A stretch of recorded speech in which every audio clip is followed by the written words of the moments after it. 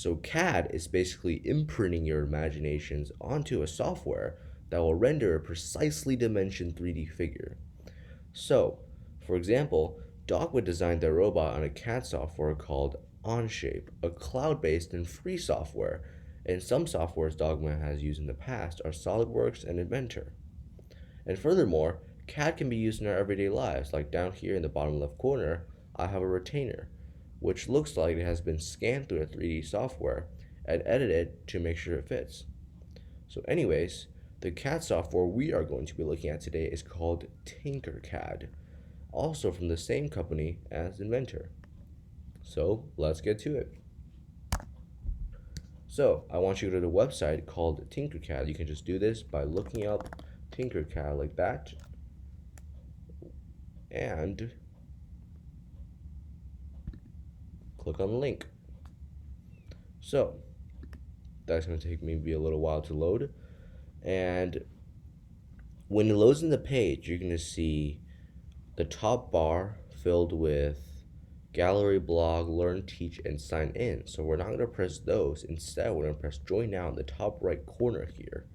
And since you're a student, you're going to press student join a class, the green block right here.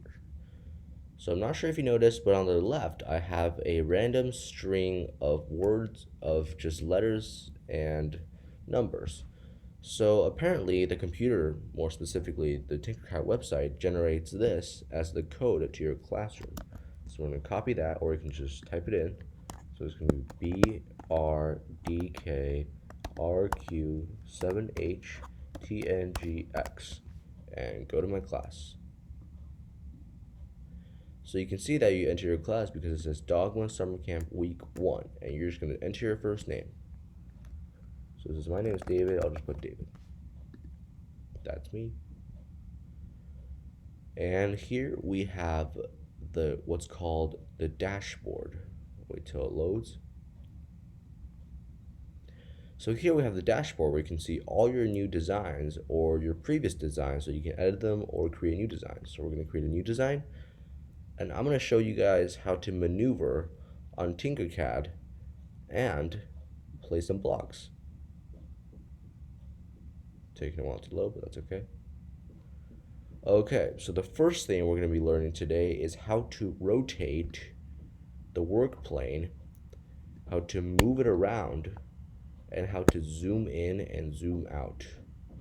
So this is called a work plane, this blue trapezoid shape or square shape or whatever you call it.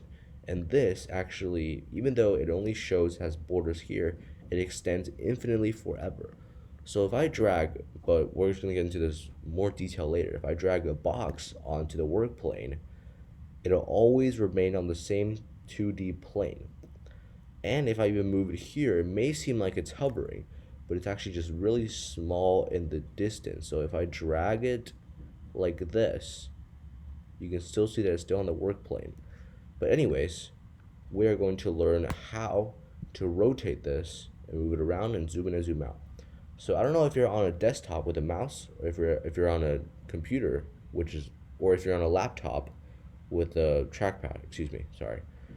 If you're on a desktop with a mouse, you're gonna hold down the scroll button. You don't have to scroll or anything.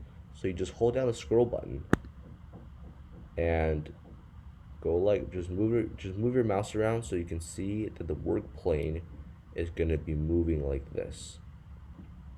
Okay, now if you're on a laptop, you're gonna hold Shift and put 2 fingers on the trackpad and hold down, and it'll do the same.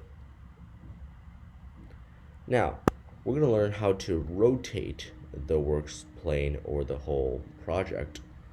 So if you're on a computer with a mouse, you're going to hold down the right click button.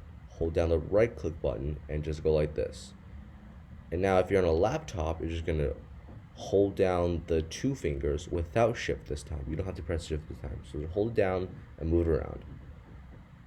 So now that you know how to rotate and move it around, we're going to learn how to zoom in and zoom out. So there's actually 2 ways to do that. One way is to press these 2 buttons on the left to zoom in or zoom out. And the second way is to scroll up or scroll down on the laptop, you can probably use your two fingers and just move it down the trackpad like this.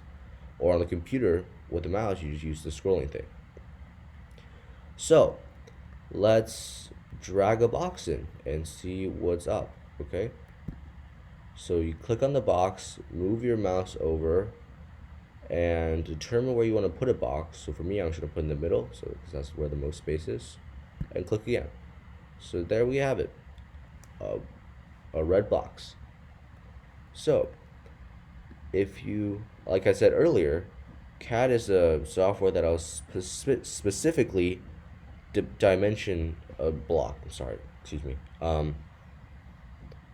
So here you can press on the 20 here by pressing on the corner block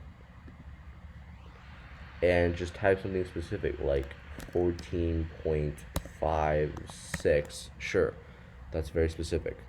Or you can just use this corner block and drag it around like this. It'll also dimension it for you. And furthermore, if you want to just dimension one side, you can press one of these side black boxes. So now, what if I want to, you might be asking, or you might be not. So what if I want to put a box not on the work plane, but on to a shape on this face? Very good question. You probably didn't ask that. So we're going to actually create another work plane on the top right corner here, which is called work plane. You can either press W to get a shortcut, or you can just click on it. So remember that a work plane is where you base all your work, so you can press it on here, or on this surface, or on this surface. In this case, we're going to do this surface. So you're just going to press it, and you can see that an orange face pops up, really similar to the other one that we've been using, except it's orange. So now we're going to put in another red box, but this one is going to be based on the yellow plane, which is the new work plane we created. So now if we click off that, we can see that they are now on top of each other because of the work plane I created. So if we want to go back to our original work plane, we're going to have to create the original work plane again. So if you press that and go to the original work plane, we can see outlined by this blue, light blue shape. There it is. So now that you learn how to create work planes and create boxes and dimension them, you can now try and create a challenge I have made for you, which is called the support shape. So I have made all the dimensions ready for you.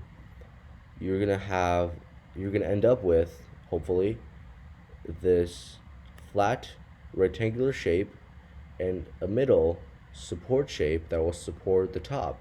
And the top should be the exact same as the bottom. So support is actually used in FRC and Dogma as a pretty important part. So supports can do a lot, like we see here. So try and create this. I will be on Zoom if you need help. See ya.